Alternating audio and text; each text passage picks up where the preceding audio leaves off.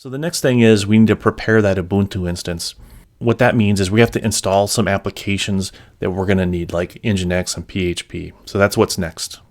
All right, and for this, we're going to use our terminal. I'm just using the default terminal in the Mac. If you're on Windows, the latest versions of Windows have a lot better terminals, but you can always get to like a Git Bash terminal or something like that if you need to. First thing I want to do is I want to figure out what my IP address is. Now, you can see that our instance is running. If I click on that instance, I see there's a public IP address that's right here. So we're just going to copy that. It's 44.223.62.162. Next thing is we're going to use SSH to log into that instance. So the format of that command is just SSH-I, and that means we're going to tell it where the certificate is. And it's on the desktop, and it's called PEM. So I don't need to put a path here because I'm actually logged into the desktop right now. The user that we're going to log in as is Ubuntu, and we're going to put the IP address here. Now, I'm expecting that this is going to fail, and we'll talk about the reason why in a second, but I'm going to enter. The first thing it does is it asks, will you accept this? We've never connected to this location before. It's not really sure. Are you sure you want to continue? And we're going to say yes to that. And then it gives us this warning that this is an unprotected private key file. So what we need to do is we just need to make the permissions a little tighter here and prevent other users from accessing this file. So since it's on our desktop, we're going to set the permissions to 0600, which is that we are the only ones that can read and write to it.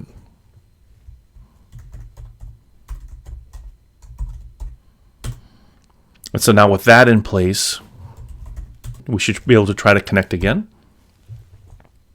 And so now you can see that we're successfully logged in. All right, so the next thing we're going to do is do our Ubuntu updates. And I took detailed notes when I did this the first time, so I'm going to copy and paste a lot of commands just so that you don't have to sit and watch me type. And then we're going to run apt upgrade.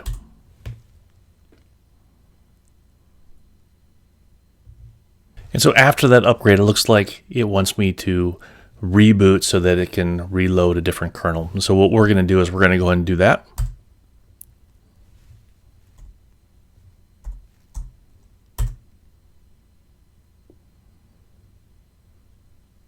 And so to reboot the instance, we're going to go back to the AWS console, and I'm still on the EC2 page, and I'm looking at my instance. Under instance state, there's a reboot instance option. So we're going to go ahead and click the reboot, let it do its thing.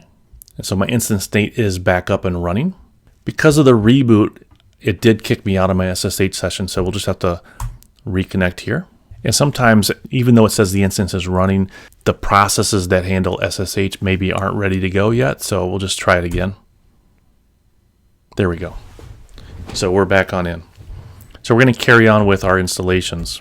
All right, so the next thing we need to do is we need to install Nginx and PHP 8.3.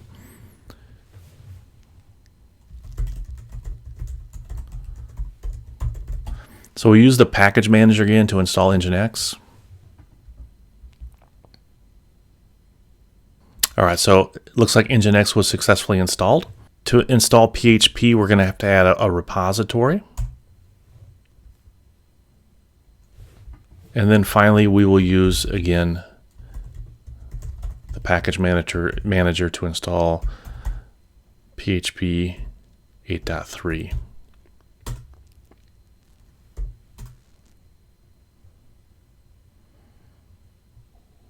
So at this point, let's just do some tests of the things that we've installed so far. So the PHP test is pretty simple.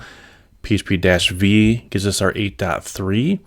To test Nginx, we have our instance here, and our instance has a public IP address already set up, and we already have the security group that allows our 443 and port 80 access. So we should be able to open this up. It's going to try to open it up to the HTTPS, and we don't have that installed yet, but we can test it just to make sure it's working by removing the S, and we get the default welcome to Nginx. All right, so we got Nginx and PHP working. So the next thing is we have to install a bunch of extensions that Laravel requires. And in the Laravel documentation for version 11, you can scroll down and you can see that these are the requirements for Laravel 11 and above. So PHP greater than 8.2 or equal to 8.2, we're doing that. But here's the extensions now that we're going to install next. So we're going to use apt install again, and I copied and pasted a big long one here. This is everything that we're going to need to get this monolithic app up and running. So there's a couple of packages here, zip and unzip. Here's curl, XML, MB string, the zip, the MySQL, SQLite 3, and Redis. So we're going to let it do its work here. Just to kind of orient anybody who's never installed on Ubuntu before, PHP is installed in the etc PHP directory, and then under that directory you can see the version. So we only have 8.3, and then in there you're going to see a couple of directories, CLI, FPM, and mods available. And so if you look at the mods available here, you're going to see some of those mods that we just installed. So everything is looking good. Next thing is for our Laravel application, we need to install Composer. So we're going to do that by just following the directions on their website. And so what this did is use curl to download this file right now. Right now it's only available to the Ubuntu user, and we want to make this kind of more globally available to everybody. So we're just going to move it over to a bin directory where it's more easily accessed. So at this point I should be able to type composer -- version, and I get the version it tells me. So Composer is successfully installed. So up next is we need NPM to build our front end assets. So we're going to install that. And again, I'm going to copy and paste and let it do its work. And then just to test it out, let's see, node-v is 21.7, npm-v is 10.5. So we're all good with npm now. So the next thing we want to do is we want to create a deployment user for our application. And imagine that this instance, it's big enough to deploy multiple applications to. So we're not just doing this demo, but maybe it's demo 1, demo 2, demo 3, demo 4. To make this environment secure, we really want to have a deployment user for every one of those applications. And so that's what we're going to do next, is we're going to create that deployment user.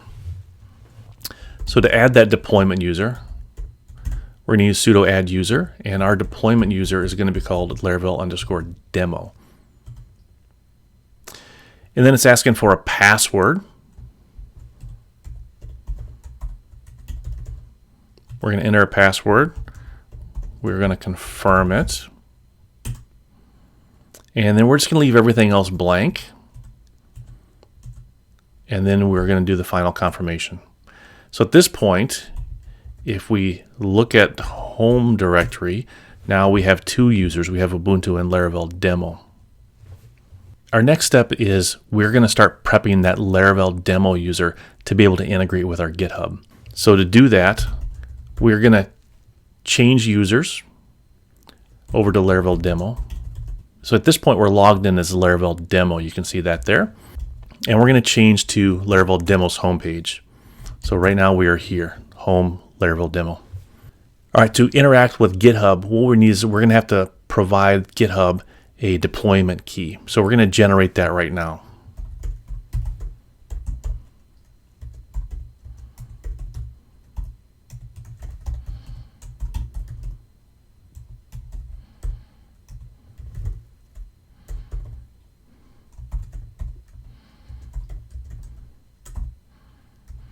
All right, so I've got the command all typed out here.